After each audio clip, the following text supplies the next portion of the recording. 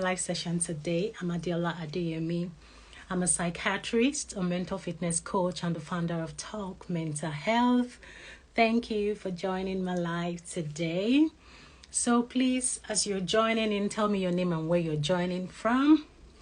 I'm going to type in the topic of today's discussion. Please tell me your name and where you're joining from.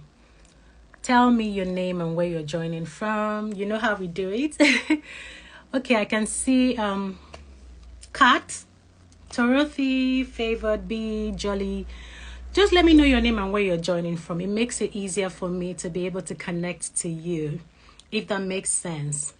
Today, we're going to be talking about a woman in the middle. So if you're a man that you're joining, you're welcome. It doesn't mean that you shouldn't stay till the end. We all have at least one woman in our life, right? Yeah, Catherine from Kenya, thank you for joining. So even if you're a man, you always have a woman in your life. Your mother is that woman in your life. That's if you're not married. And if you're married, your partner is that woman in your life. Thank you, Elizabeth from Benin. So you're welcome if you're a male. But today we're going to be talking about a woman in the middle. And it's quite important to talk about this. I don't know about you, but I know that women, we juggle a lot of responsibilities. We have to be able to create a balance between our lives, our career, what society expects from us, our roles, our expectations. Our own expectations and societal expectations, parental expectations, family expectations. So it sometimes could be very difficult to be able to create a balance. So I see you all. Please continue to tell me your name and where you're joining. I can see Joshua from Trinidad and Tobago. Thank you, Joshua. Thank you for joining. So we have people from different parts of the world. This is amazing. This is amazing. Please make sure you stay to the end and ask me your questions. Now is the time. Anytime I come on live, it's an opportunity for you to ask your questions. So any questions you have, it's like an open check, if I may say. I'm a specialist in the mental health field. I'm a psychiatrist. I'm a psychotherapist. And this is not the time. Just ask me your question, basically. Like, it's an opportunity. So don't miss out on any time I go on live. If you're not following me, make sure you follow me. Turn on your post notification so that you know that I'm going on live. And come with your questions. Ask me. I will definitely answer when I'm on live. But when you come to my DM, most of my services are paid for, and you would have to pay to have access to me. So I believe coming live on IG is more like an open check for you. Don't waste that opportunity, all right? Hi, Funke. Good evening. Thank you for joining. I believe Funke is in Lagos, Nigeria. Tell me your name and where you're joining from. I'm going to dive into this topic, a woman in the middle. It's a fantastic topic. I'm trying to pin it. I remember that, when I was training in Nigeria, by the way, I live in the UK. So I'm a psychiatrist. I work and live in the UK now. But I trained in Nigeria as a psychiatrist. And I remember one of the questions we did during one of our examinations is to discuss a woman in the middle, and we needed to talk about the struggle of being a woman, how you have to juggle your role as a mother, as a wife, as the carer to your parents, taking care of your siblings. If God helping you, you are the firstborn of your family like I am, having to make sure that the family is fine.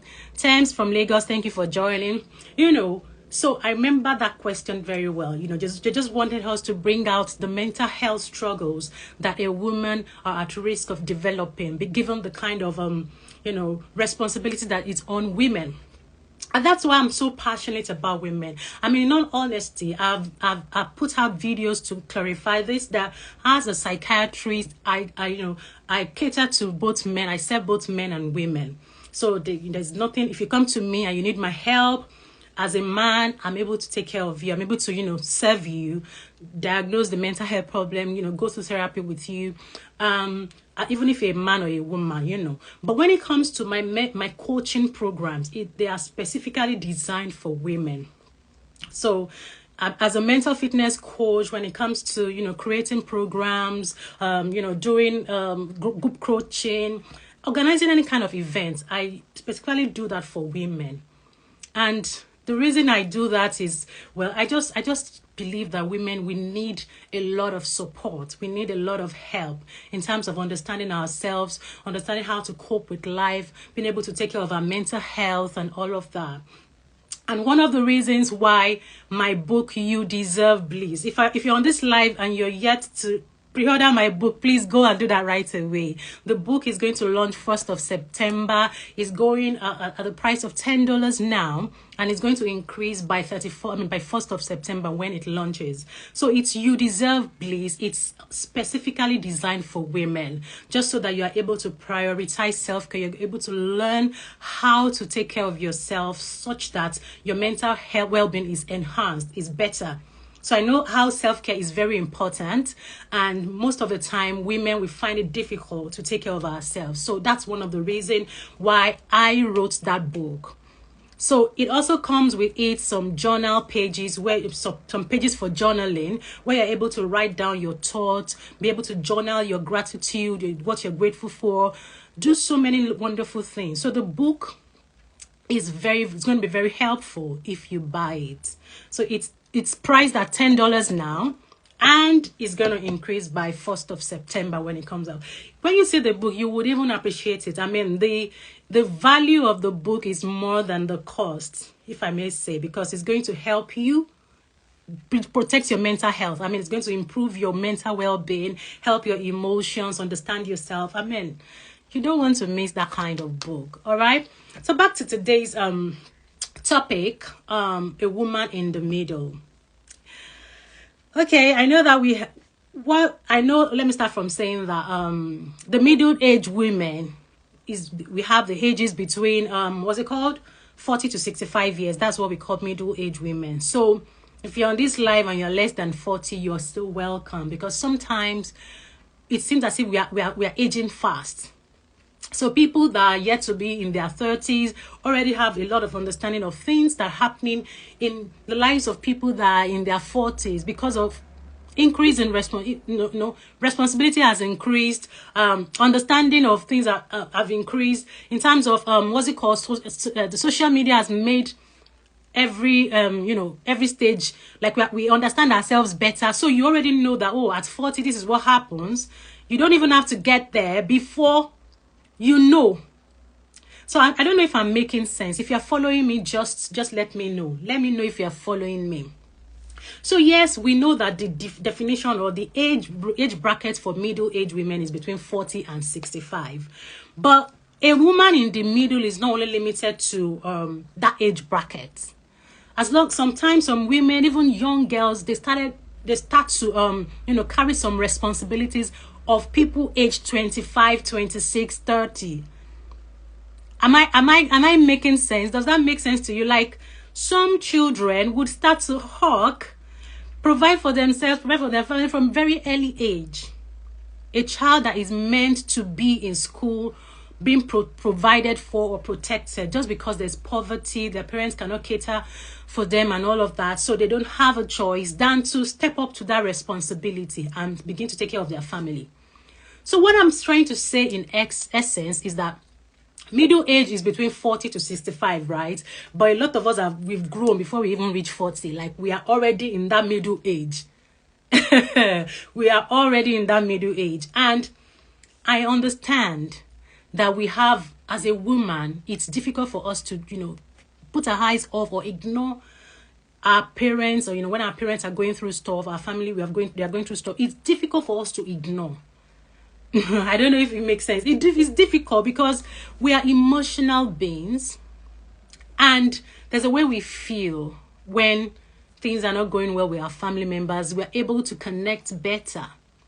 I know some men are also very emotional, but it's commoner in women. Women are more emotional than men. Men are the logical ones.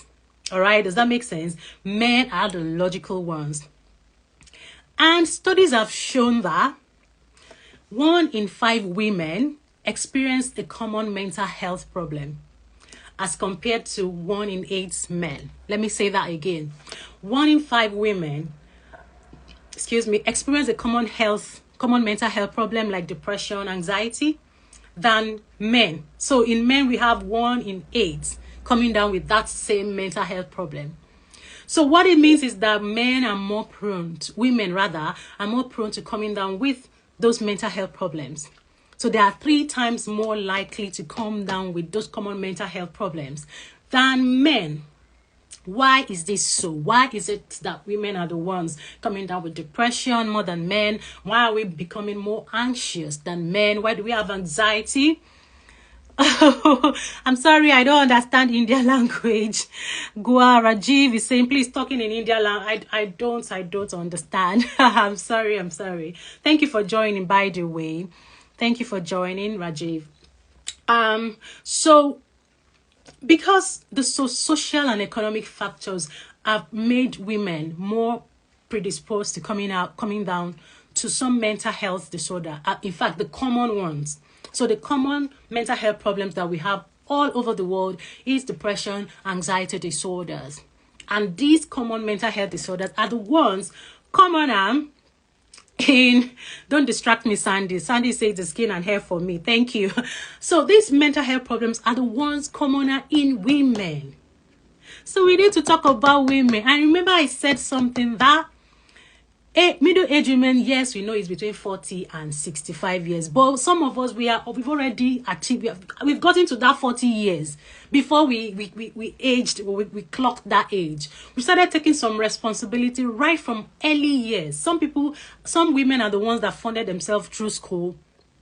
All right? Some women are the ones right from primary school, they start to sell things just because things are not going on with their, they don't have enough funds. Their parents are going through stuff, so they try to assist their parents. Some women don't even have the opportunity to go to school. I've heard of cases where by some family, they are unable to send all their kids to school and they have to choose. So when we have 2 females and 2 males, they rather send the males to school. So girl child sometimes suffer from lack of education. No education, no empowerment. Poverty cycle continues in women. Women get depressed. All we do is, get married, take care of men, give birth to children, take care of the home, stay at home mom. How many stay at home dads do we have as compared to stay at home moms? So it's the women that would want to, my kids are not doing well in school, or let me just, take a career break and take care of my family. Am I making sense? Like, this is our reality. And I'm not saying, in all honesty, I'm not saying this to blame men. I'm not saying this to shame men. I'm just saying this is what it is. This is our reality. This is what our society, our culture, and everything that has to do. It's not even limited to Nigeria. It seems as if it's all over the world. So for a woman to actually come out and become successful in a career, you have to make a lot of effort. You have to prove that you can do it. Whereas your male counterparts may not necessarily have to prove. So I am a doctor, right?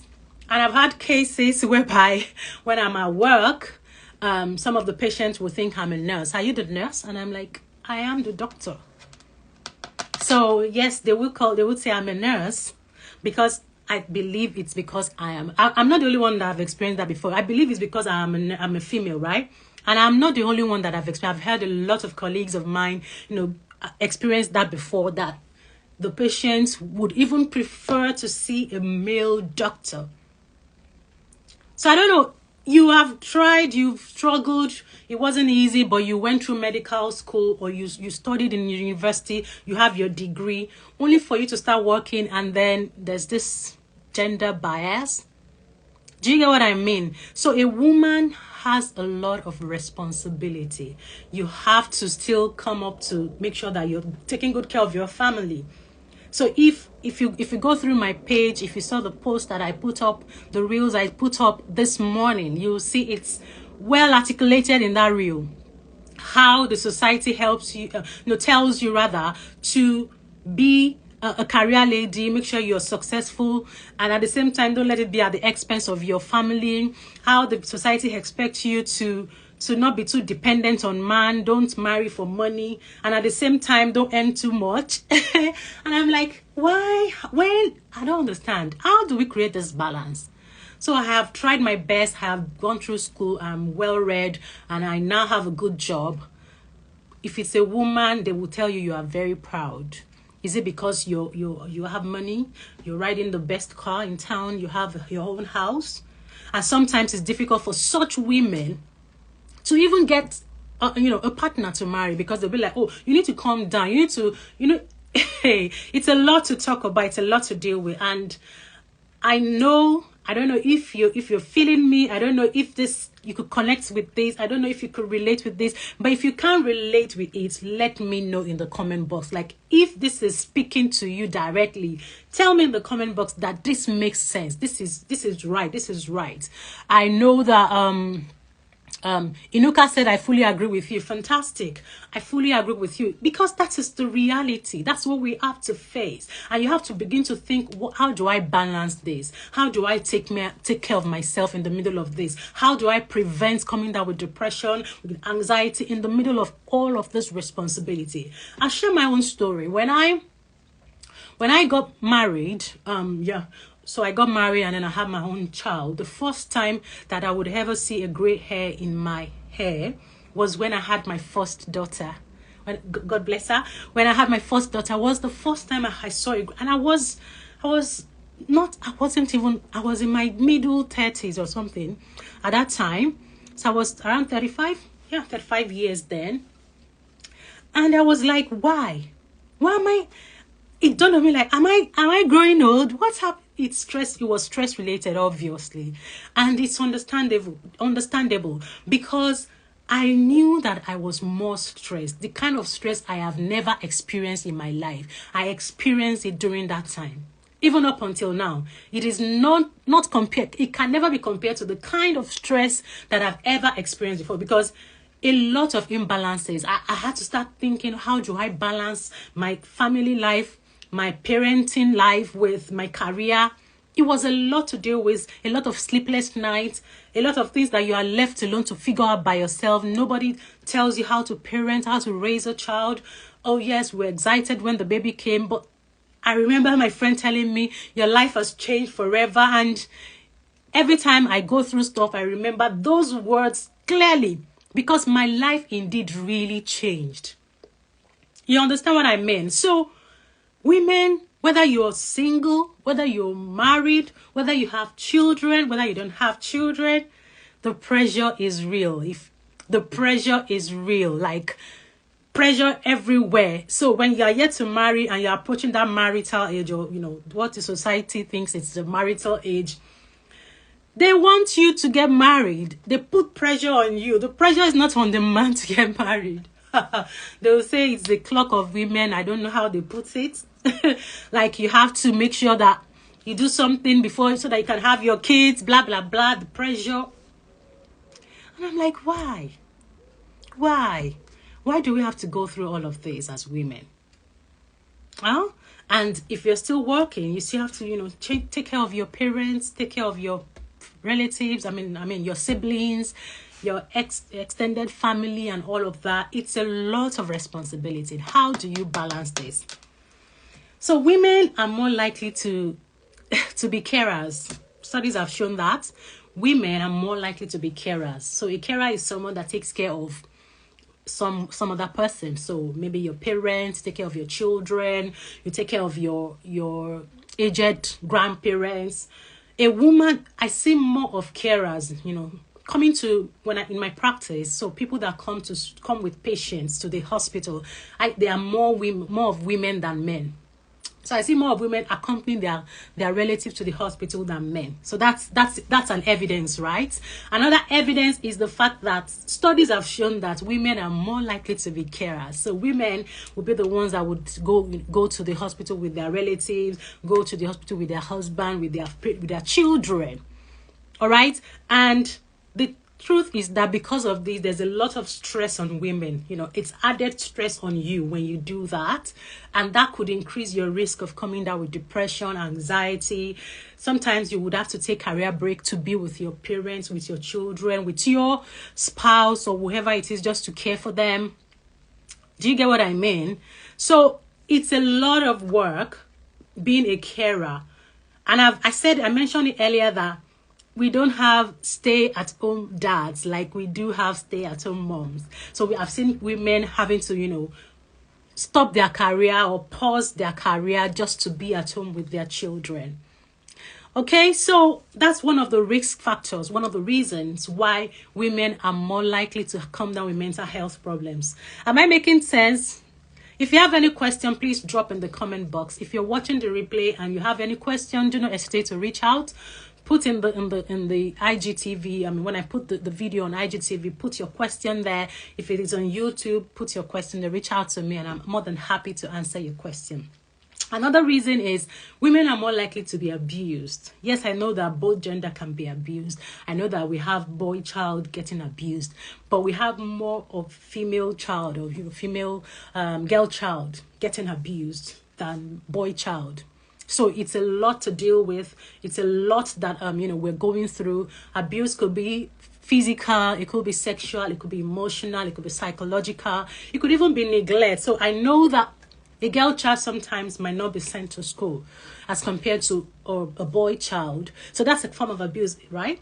So that's it. Because of that abuse, the impact of abuse on a girl child can eventually affect them when they grow up and become a woman. So you're prone to coming down with depression, with anxiety disorder, post-traumatic stress disorder, and all of that. So that increases your chances of coming down with that mental health problem. And a lot of hormonal imbalances too.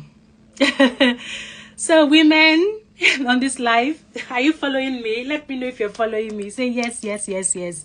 A lot of hormonal imbalances. Yes, premenstrual syndrome. It's a mental health disorder. That's when before menses you have some symptoms that more like mood swings, irritability, you become bloated, some physical symptoms and all that, and you wonder why your mood changed just before you start your menses. Has anyone ever experienced that before? If you're on this live and you understand what I'm saying, can you put in the comment box? Do you get what I mean? This is a mental health diagnosis, premenstrual syndrome. That's what we call it. And it can be so severe in some people that they become very irritable. They are unable to walk. The pain is so much for them. They can't bear the pain and all of that. And loving, partners, husbands, friends that are males you don't have to experience that every month. So imagine having to go through that. If that's what you're experiencing every month, that's enough reason to be mentally stressed, mentally exhausted. It's something you cannot change. It's more like some hormonal imbalances or some hormonal changes that occur during that period of time. So there's nothing you can do about it for all those years of your life till you reach menopause. You have to face that. So that's another reason. So as a woman in the middle, despite the fact that you're going through that, you still have to cater to your children. Or your dad called, you have to answer. Your boss is saying this, you have to. It's a lot to deal with. Another thing is what we call perinatal depression. So a woman that has, you took in, and then during the time of the period of childbirth, that's what we call perinatal period. So some people do come down with symptoms of depression few days after delivery. So they feel low in themselves. They become tearful, So that can be, very stressful to change. The switch from pregnancy to having to deliver your baby, not even interested in taking care of your baby, having some thoughts of harming your baby and all of that in severe cases. So yes, these are the kind of mental health problem that a woman is at risk of coming down with. And with good support, with good help, getting the right help on time, they are more likely to get better faster. So sometimes it's because we delay treatment, we delay getting help as women, or we cannot afford the kind of treatment that we need, then it makes the symptoms more complicated and would even worsen the outcome of our illnesses. Does that make sense? Does that make sense? So that's what I want to talk about. But as a woman, I want us to stop these 3, or let me say 4 things. So I've made it like an acronym. So I love acronyms a lot. So I made it into 3 P's. All right. So as a woman in the middle, yes, there are some things you cannot change. You can't change the risks that you're faced or that you have with you. You can't change the societal expectations. You can't change the fact that you are having your monthly cycle or monthly menses. So even if you experience premenstrual syndrome, you cannot change some of these things. Yes, you may have treatment, you may have some medications that could help you, but you can't stop having your menstrual flow. Do you know what I mean? Like, if you have a child, you've given birth, you might not be able to prevent perinatal depression or postnatal depression, as the case may be. But there are some things that you have control over, and we just need to stop as women. And if you're on this live, make sure you stay to the end to get all those 3 points, or perhaps I'll give like a bonus as well. And if you just join in, make sure you watch the replay. So the first thing you need to stop. So I've made it 3 P's for it to be easy for you to remember. I love to use acronyms a lot. It helped me in my exams as a medical student. It helped me during residency training. And I love to teach using acronyms. So 3 P's, things you need to stop as a woman. The first is people pleasing. People pleasing. I don't know, for us women, I guess it's because we are so emotional. Sometimes we say things, oh, I won't do this again, but you find yourself doing it. You find yourself adjusting and conforming to what people expect from you just because you don't want to feel bad. You don't want them to feel bad. You feel guilty even when you've made yourself clear that I don't want this thing or I can't do this thing. You still go back and then think about it and reflect like, oh, can I really not do it? You start feeling guilty. We have to stop people pleasing as women. Don't let people play on your emotions, if that makes sense. Don't let people play on your emotions. People pleasing is a mentally stressful and draining act that deprives you of your originality. It deprives you of your true identity. So I don't want this. I don't want this thing to be done. I am not interested in this. But because the other person wants it and you feel obliged to do that, you find yourself doing it against your own will. Come on. You are number one. You should prioritize yourself. Never feel that you need to bend or you need to say yes or you need to adjust just so that you can be liked or be validated or appreciated by someone. You have to be able to stand tall and believe in yourself. Stop pleasing people. It is mentally exhausting.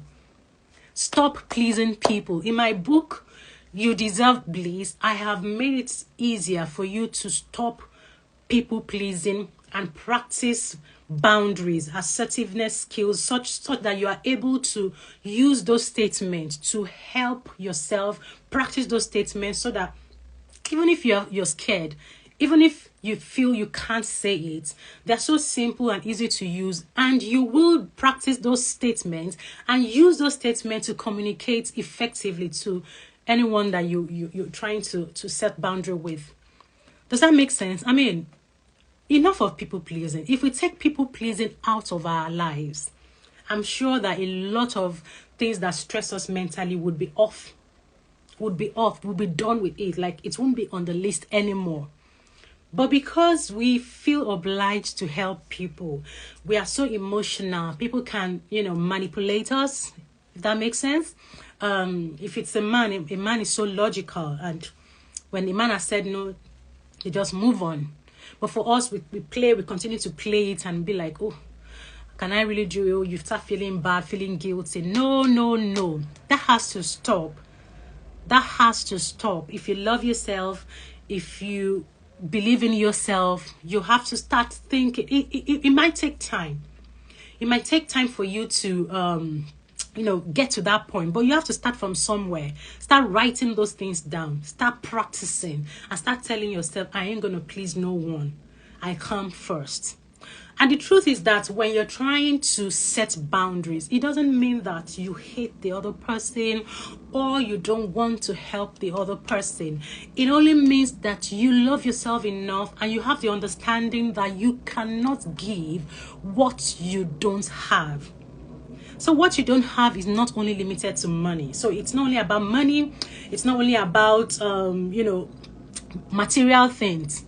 It also has to do with your time, your emotions.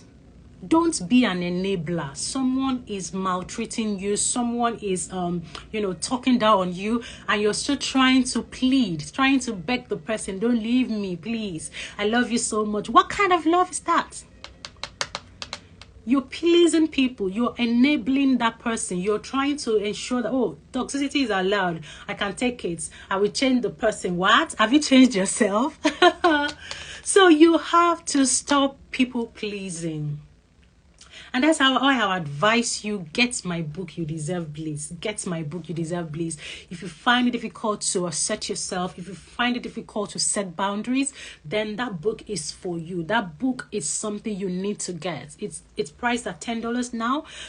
Pre-order, buy the book, get the book. It's going to really help develop your ability to assert yourself, to communicate yourself, to communicate without sounding aggressive. Sometimes women, it is only when you've gotten to the brim. I mean, you've gotten filled up. Your emotions, you've bottled your emotions for a very long time, and then it now explodes. So that's where you now say a lot of things, and they tell you are dramatic. Like, why are you being dramatic? It's because you've repressed these feelings for too long. So there's no way it will not come out the wrong way. It will definitely come out the wrong way. So when you learn how to talk, how to communicate without being aggressive, you won't keep these feelings in you. You won't become resentful. You'll be able to say your mind clearly. Say it. You don't have to explain. Say it clearly, and that's it. It might sound somehow because you're not used to it, but with time you get used to it. Does that make sense? So does that make sense? Please let me know if you're following me. Thank you, everyone, that you're just joining. You have to make sure you go back and watch the replay because I've been talking for a while now. So if you have any questions, please put in the comment box. I'm going to move on to the next P. So the next P on my list of things you need to stop. Thank you, Chinelo. I see you. Thank you. Thank you. You need to stop putting yourself last on your list. So you have a list and you are putting yourself last on that list. Come on. Hey, sometimes I tell myself, Jola, put yourself on number one on your list. Because naturally you find yourself making a list of things. Let's say self-care list, and you write the name of your children. I want to buy this, I want to do this, I want to do that for my husband, I want to do that.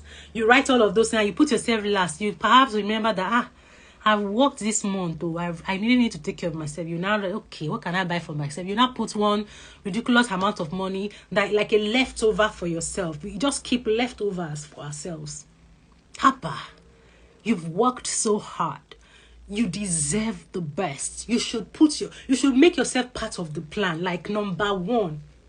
Plan it, plan your life. Make sure that you are number one on that list, on that self-care list, on that financial list, on that budget list, even on your prayer list. Sometimes we put ourselves last on our prayer list. You're praying to God. Is your God. Really are your God, though. Like, God, I want this. You pray for your children. You pray for your parents. You pray for your husband. My husband will get a good job. Blah, blah, blah. My husband will get this. You pray. And then you remember that I need to pray for myself. I need to pray for myself. My daughter just came in with me now. So I need to pray for myself and all of that. And you start praying and praying and praying. And you'll be wondering that, why? Why are we doing this? Why? Why are we doing this? We need to learn to... Sorry, my darling. Sorry. You see? A woman in the middle. So as a woman, I am on this live now, and my daughter just walked in. My second daughter, so she's almost 2, and she just walked into my room, and I have to attend to her. So that's what it means, a woman in the middle. You know what I mean? So stop putting yourself last on the list. Self-care list, prayer list, financial, whatever list it is. Put yourself first. Put yourself first. Oh God. Sorry, my darling, I'll soon be done. So put yourself first on the list. You deserve it. You've worked so hard. You deserve that kind of love, and that's why my book is You Deserve Bliss. Like, you deserve bliss, women. Take care of yourself. You're already a woman in the middle. There's nothing you can do about it. So a lot of responsibilities on your shoulder. The best thing you can do for yourself is to take care of yourself. You have control over that. You may not have control over some things, but you have control over self-care. Take care of yourself. And the third one is perfectionism. You have to stop trying to be perfect. So perfectionism is going to stress you. You're already stressed, given all the responsibilities that is upon you, and you're also trying to be perfect. The things that you could delegate to others to help you to do, you're still trying to do yourself. House chores that you can ask someone to do for you. Perhaps some people would even want to cook by themselves if you can actually eat out, or get someone to help deliver some meals. It's going to help relieve you of some stress. But sometimes, because we're so perfect, we want our house in order. We want things done in a particular way. We get mentally stressed and exhausted trying to do all of those things. You need to stop trying to be perfect and be more accommodating. Be open to help. Delegate. Let people help you. Embrace help, if I may say. All right? So I'm going to add this last bonus. I'll call it my bonus point to the list of things you have to stop doing as a woman in the middle. And that is comparison. So I've shared 3 P's. The first P is people pleasing. The second is putting yourself last on your list. And the third one is perfectionism. So the last point I want to add is going to start with a C, and that's comparison. Stop comparing yourself with other people. Comparison, they say, is a thief of joy. And that's really, really true. So many times we find ourselves comparing ourselves. We compare ourselves with people. So let me start from someone. When you're in the university, you start comparing. You're not in a relationship. You don't know when you're going to get married. Your friends are getting married. You finish school, you served. You didn't get a job yet. You're comparing. You're getting worried. Yes, you have all those reasons that you're worried are valid, but it's not enough for you to compare yourself. Sometimes it's good to look back, reflect, and think on why you should be grateful for your own life, what you've been able to achieve so far, and not compare yourself with people around you, especially on the social media. So many times we put a lot of beautiful pictures, especially on Instagram. On the social media, nobody is really showing what they're going through on the social media. So why stress yourself? Why stress yourself trying to compare your own inadequacies with the perfect life of another person? Perfect in quotes, because there's no perfect life. No, there's no perfect life anywhere. So stop comparing yourself. We even take it far. We start to compare our children. Sometimes we compare our children's successes with others. Why? With other children. You will start comparing and start blaming that poor child. You have not done this. You're this. Is that not this person that has done this? Do they have 2 heads? Can't you? Haba. You can do better. All right? Let's stop comparing ourselves with people. We have to learn to focus on our own progress. The only person you could compare yourself with, it's yourself, what you've achieved some years back to where you are today, and start monitoring your progress. I know it's a difficult thing to do, but you have to consciously do these things. You have to be intentional. Be intentional about all of these habits. Try to stop these habits. Try to focus on your own progress. If you're talking about comparisons, try to move on. Try to be grateful for where you are. Try to be mindful of how you're living. Enjoy your life, present life, and all of that. So this is how it works. And I've come to the end of today's live session. A woman in the middle. I need us, if you don't remember anything I've said today, never forget that it is possible to live a mentally healthy life. It is possible to live a mentally healthy life if you're willing to be intentional about your life, about your mental health. So you have to make sure you practice all of these things I've talked about. If you're not sure, if you're on this live, you can go back and watch the replay over and over again. Watch it. If you need help, if you have questions, do not hesitate to reach out. Get the help you need. It's okay to ask for help when it comes to your mental health.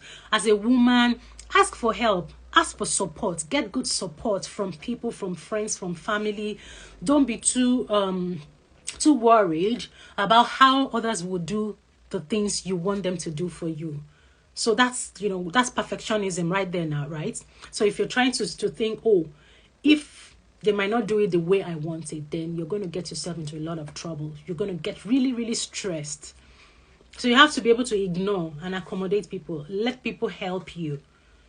Get the help you need. Connect to the source of help and ensure that you take good care of yourself. Sleep adequately. Eat balanced diet. Exercise. Take multivitamins. Drink water. Be happy. Do things that make you happy. Enjoy your life. Practice journaling. Get my book, You Deserve Bliss. It will help you to practice self-care, practice journaling, and do things that will enhance your mental well-being. All right? So if you have any question, kindly drop in the comment box. If there are no questions, that will be the end of today's session.